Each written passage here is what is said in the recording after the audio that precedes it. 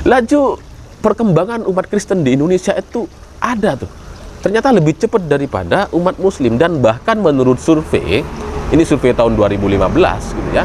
Tahun 2050 kita tidak lagi menjadi negara dengan populasi umat Islam terbesar di dunia.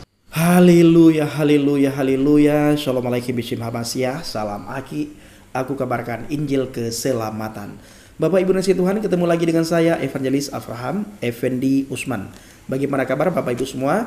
Tentu luar biasa. Nah saudaraku, kali ini saya ingin mengajak saudara kembali untuk melihat sebuah cuplikan video yang disampaikan oleh Bang Alifur Rahman. Beliau adalah pendiri Siwot TV. Beliau membahas mengenai tentang murtad online. Indo bukan negara muslim terbesar lagi. Dan ketika saya menonton, saya tertarik untuk mengambil cuplikan videonya, lalu kita tampilkan di channel kita sehingga banyak orang bisa melihat, dan khususnya kepada saudara-saudara kita dari seberang, sehingga mereka juga bisa melihat dengan cermat. Jangan belum apa-apa sudah menghina, mencaci maki, mengolok-olok. Tempatkan dulu hati dan pikiran Anda di tempat yang netral. Baru nanti setelah itu saudara komentar, benarkah yang beliau sampaikan atau salah? Kalau salah, mana seharusnya yang benar atau yang betul? Kalau benar atau betul, apa tanggapan saudara? Nah Bapak Ibu, beliau mengatakan di kanal YouTube-nya di Siwot TV, Bang Alifur Rahman, murtad online, tanda tanya, Indo bukan negara muslim terbesar lagi. Nah bagaimana pembahasan beliau sehingga beliau berani mengatakan nantinya Indonesia bukan lagi muslim terbesar, Kristen mungkin muslim terbesar. Dengan data-data nanti yang akan beliau sampaikan, apakah itu masuk di akal atau tidak? Mari kita saksikan sama-sama bagaimana cuplikan video berikut ini. Selamat pagi semuanya. Hari ini saya bangun pagi dengan baca banyak komentar di video sebelumnya yang ternyata banyak teman-teman yang menunggu video pakar mantan gitu ya. Sampai ada yang bilang, wah Mas Alif kok lama banget gak muncul gitu. Dan saya juga baca di WhatsApp, ini Mas Alif kemana, sudah lama nggak nongol-nongol.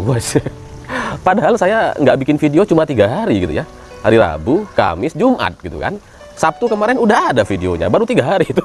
Tapi kelihatan kayak lama banget. Sampai ada yang ngira saya sakit gitu karena masih dari suara tuh kelihatan masih flu gitu ya.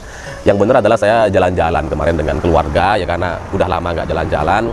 Jadinya ya jalan-jalan ke kebun binatang gitu ya, lihat main-main gitu dengan anak-anak, dan ya akhirnya mungkin karena kecapean, mungkin karena terlalu excited gitu, karena dari pagi sampai siang itu nyetir dan jalan-jalan, malamnya ketemu sama teman-teman di beberapa kota gitu ya. Akhirnya ya mungkin jadi masuk angin gitu.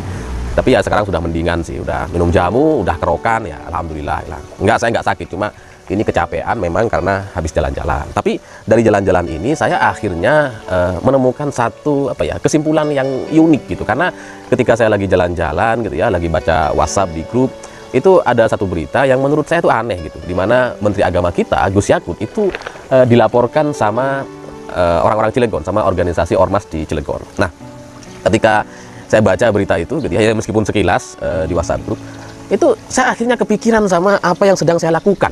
Yang sedang saya lakukan waktu itu adalah saya masuk ke Gias Surabaya di Mall Grand City. Jadi saya lagi lihat-lihat mobil gitu ya, lagi ada di pameran mobil, dan kayaknya ini jadi kayak sama dengan apa yang sedang terjadi di Cilegon gitu. Karena penolakan terhadap pembangunan gereja di Cilegon itu menurut saya itu jadi sama kayak mobil-mobil yang ada di Gias gitu ya. Gias itu ibaratnya kalau mobil-mobil yang dipamerkan itu katakanlah jadi seperti benda matinya gitu ya. Jadi seperti rumah ibadahnya, misalkan kayak masjid, vihara, gereja gitu ya. Jadi mobil-mobil jenis mobil itu kayak bangunan atau rumah ibadahnya. Ya mereknya misalkan ada Honda, Toyota, Hyundai, BMW, Lexus, ini semacam agamanya lah. Terus kemudian jenis-jenisnya itu dari mulai yang kecil sampai yang besar itu jenis-jenis masjidnya gitu. Kalau masjid yang di daerah yang kecil-kecil ya, yang LCGC, yang muat 4 penumpang itu ya tipe-tipe yang kecil misalkan. Kalau yang besar itu yang di tengah kota, yang besar, yang SUV ya, yang Alphard, yang mewah gitu kan. Jadi saya membayangkan mobil-mobil yang ada di Gias itu kayak rumah ibadah gitu. Dan menurut saya dari pengalaman ini saya jadi ngerti gitu bahwa ternyata agama itu, penyebaran agama yang paling efektif dan efisien itu kayaknya di sosial media gitu. Karena dalam pengalaman saya gitu ya, saya tuh nonton dari banyak sekali review mobil gitu ya. Kalau ada mobil baru saya selalu nonton karena saya suka aja lihat teknologi dan perubahan atau desainnya seperti apa gitu. Tapi ada satu kesukaan saya yang menurut saya ini kalau suatu saat saya punya uang misalkan saya akan beli gitu. Atau kalau suatu saat saya mampu atau ada teman mau ngasih gitu ya, saya pasti beli yang ini dan saya pasti milih yang ini, yaitu adalah Hyundai Palisade gitu. Jadi di Hyundai Palisade ini saya nonton reviewnya di banyak channel YouTube. Rasanya semua orang yang nge-review Palisade ini di Indonesia terutama gitu ya, saya udah nonton semua tuh, mulai dari yang sudah biasa nge-review mobil sampai yang promosi-promosi baru dari pihak dealer gitu ya, saya tontonin semua tuh. Yang sejam saya nonton sejam padahal sudah nonton di banyak tempat gitu ya. Dan ya itulah karena saya suka sekali dengan mobil ini, jadinya saya nonton terus di YouTube gitu. Kalau ada review baru, meskipun saya sudah nonton yang lama, saya tetap nonton yang baru itu. Nah, ketika sampai di Gias gitu ya, di pameran mobil Surabaya di Grand City Mall ini, ternyata saya jadi nggak tertarik sama mobil-mobil lain gitu. Ya mohon maaf, di sana kan ada banyak mobil bagus gitu ya, seperti misalkan Lexus, BMW, Audi. Wah, kurang bagus apa mobil-mobil ini gitu kan. Ini mobil idaman banget lah, idaman semua orang rasanya. Tapi kalau ke saya gitu, saya terus terang jadi cuma lihat aja, cuma jalan aja gitu, karena nggak tertarik. Karena saya ngerasa saya nggak suka, saya nggak pas dengan mobil itu gitu. Karena kalau misalkan kayak BMW itu mungkin, BMW Lexus mungkin perawatannya agak mahal gitu ya. Terus kemudian kalau dibawa ke rumah saya di desa itu agak kurang bersahabat jalannya gitu, karena banyak lubang-lubang dan masuk jalan-jalan desa gitu. Jadinya ya saya cuma datang ke sana cuma lihat aja gitu. Nah, sementara dalam pemikiran saya, dalam kepala saya ini itu cuma ada si Palisade. Jadi ketika sampai ke Gias, saya benar-benar cuma lihat si Palisade ini gitu. Dan gak lihat yang lain. Saya nyentuh-nyentuh, lihat mobil, sampai foto-foto sama keluarga. Terus saking excitednya gitu, sama anak-anak, sama istri itu masuk ke dalam, ngerasain duduknya gitu.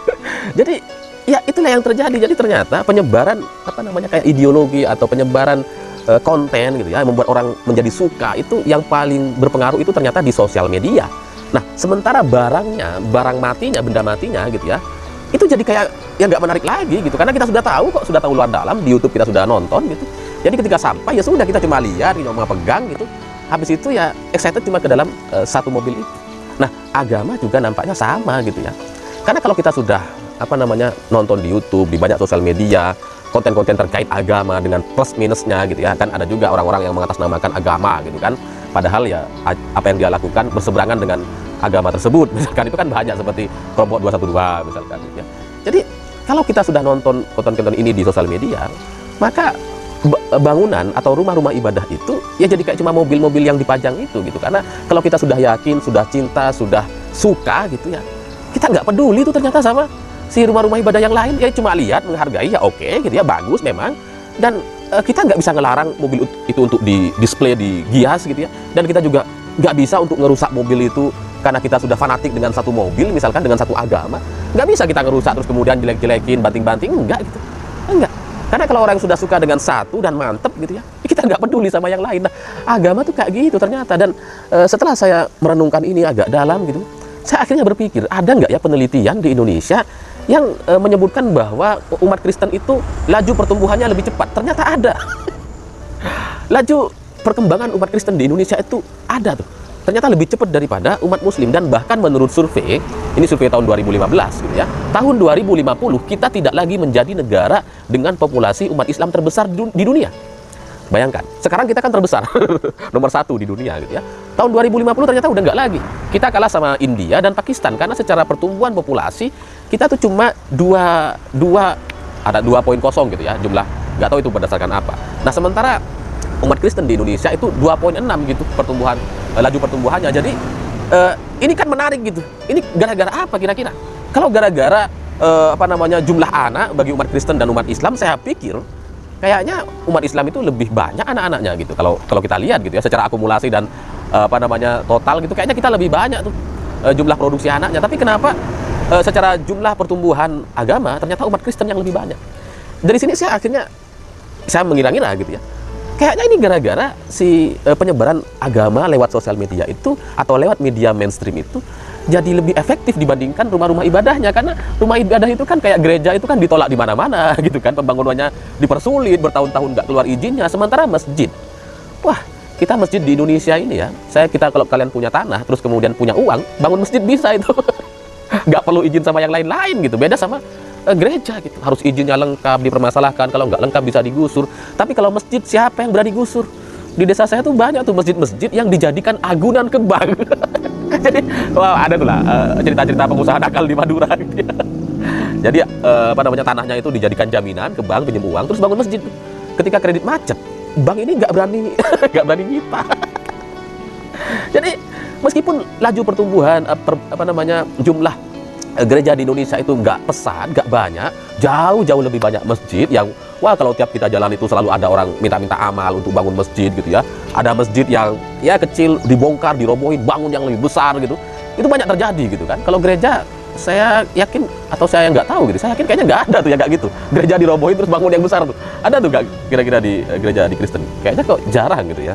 Nah, kalau kita sudah yakin dengan satu ajaran agama ini gitu ya, kita nggak peduli sama rumah-rumah ibadahnya, karena penyebaran kontennya, penyebaran ideologi dan penyebaran ajarannya itu lewat sosial media ternyata. Jadi dalam kesimpulan saya ya, kalau kita khawatir dengan jumlah penduduk Muslim di Indonesia yang terus kalah saing dengan umat Kristen gitu ya, menurut saya bukan rumah gerejanya yang kita kita tolak, tapi ajaran kita lah yang harus diperbaiki. Atau kalau kita mau ngelarang gitu ya, ya sudah, kita minta aja kepada YouTube untuk semua pendeta, pemuka agama yang non-Muslim gitu ya, yang di luar Islam di Indonesia itu tutup aja semua tuh channel-channel YouTube-nya gitu. Ada tuh teman-teman saya yang pendeta tuh nanti protes, enggak, ini cuma kalau gitu ya. Kira-kira bisa nggak itu dilakukan gitu? Karena ternyata sosial media itu jauh lebih berbahaya, lebih cepat penyebarannya dibandingkan rumah-rumah ibadah ini gitu. Karena ya kalau kita ngadu berkelakuan baik di dunia ini gitu ya, kita menyebarkan hal-hal yang baik, maka otomatis orang-orang akan respect dengan agama kita, akan hormat dengan agama kita. Tapi kalau agama kita itu isinya ya orang-orang yang suka demo, dikit-dikit teriak, itulah bunuh dan sebagainya gitu ya, ya orang mau masuk aja takut gitu. ya jadi menurut saya gara-gara itu gitu, gara-gara terlalu banyak berita atau informasi terkait agama Islam di Indonesia yang diperburuk sama oknum-oknum ustadz, pemuka-pemuka agama yang katanya ulama dan sebagainya, padahal itu nggak mumpuni secara ajarannya gitu. Mereka nggak pernah belajar, nggak pernah nyantri, tiba-tiba jadi ustadz. Banyak yang kayak gitu kan. Ada yang mu'alaf, baru belajar langsung jadi ustadz. Itu gara-gara orang ini kayaknya kita jadi jengah gitu. Umat Islam tuh jadi jadi benci sendiri gitu. Kita kalau ngelihat teroris itu kan nggak sesuai dengan kita gitu kan. Tapi mereka kan mengatasnamakan jihad, fisabilillah dan sebagainya. Nah, orang-orang Islam ketika melihat konten-konten yang kayak gitu, melihat banyak orang yang membela teroris yang mati, yang kemudian dianggap syahid, mukanya tersenyum dan sebagainya, bisa masuk surga dan sebagainya, itu kan nggak sesuai sama banyak orang. Saya aja terus terang gitu ya, saya terus terang kayak malu kadang-kadang dengan mereka ini gitu. Bahkan saya kadang, kok gini ya umat Islam di Indonesia gitu ya, kadang-kadang sampai malu.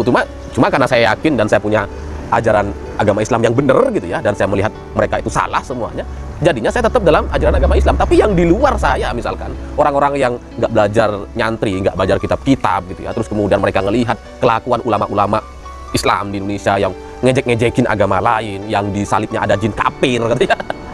Itu kira-kira kalau kalian nggak belajar ajaran agama Islam yang benar, yang kuat gitu ya, dan baca banyak kitab, itu saya pikir kalian juga akan jengah dan saya nggak sesuai dengan agama ini, pasti itu. Ya karena siapa sih yang mau keburukan di dunia ini, kan nggak ada yang mau gitu ya. Sementara ustadz-ustadz kita ada banyak gitu, ulama-ulama Islam di Indonesia gitu ya, yang dikatakan ulama itu cenderung memprovokasi, jelek-jelekin agama lain, dan itu nggak sesuai dengan nilai-nilai kebaikan kita sebagai manusia gitu. Makanya kemudian kayaknya gara-gara teroris, ulama-ulama oknum itu, ustadz-ustadz yang ceramahnya radikal itu, jadi banyak orang pindah ke Kristen gitu, karena di Kristen jauh lebih kondusif gitu. Ya kan, ya ada juga sih pendeta yang melakukan tindakan asusila dan sebagainya, ada juga gitu ya. Tapi nggak sebanyak yang di agama kita gitu. Terus kemudian rata-rata, ya setidaknya yang saya tahu gitu ya, umat Kristen itu nggak pernah lah demo-demo terus kemudian teriak bunuh-bunuh agama lain, nggak ada gitu. Nggak pernah kemudian mereka pendetanya itu jelek-jelekin agama lain. Setahu saya gitu ya. Nggak tahu kalau ada, mungkin ada juga. Tapi setahu saya nggak ada tuh. Jadinya mungkin orang-orang jadi lebih tertarik sama agama Kristen. Jadinya itu kayak murtad online. Murtad online jadinya gitu. Jadi ya itulah yang terjadi di Indonesia hari ini. Dan kalau kita ngelihat dari sisi pendekatan bisnis atau persaingan gitu ya, kalau agama ini mau dianggap bisnis atau persaingan untuk adu banyak customer, adu banyak pengunjung gitu, adu banyak penganut gitu ya, Ini bagi saya juga penolakan gereja di Cilegon itu jadi salah strategi gitu, karena semakin ditolak orang itu jadi semakin simpati, dan sementara bangunannya itu nggak berpengaruh sama sekali kepada jumlah pertumbuhan umat Kristen di Indonesia atau pertumbuhan umat Islam di Indonesia. Nggak pengaruh. Mau banyak gereja kayak di Indonesia, kalau kita sudah yakin sudah bagus gitu, kita nggak akan ke gereja.